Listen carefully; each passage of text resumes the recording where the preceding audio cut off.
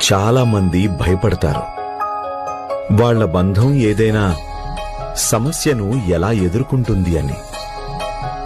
కానీ తరచూ సమస్యలను కంటే విజయాన్ని ఎదుర్కోవడమే ఎక్కువ కష్టమవుతుంది.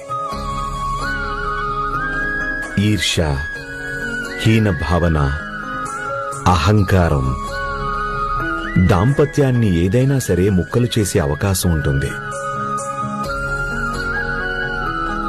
ఎప్పుడైతే పురుషుడు స్త్రీ వివాహ బంధంలో బందీలవుతారో అప్పుడు తమ సర్వస్వం పంచుకుంటామని ప్రమాణం చేస్తారు.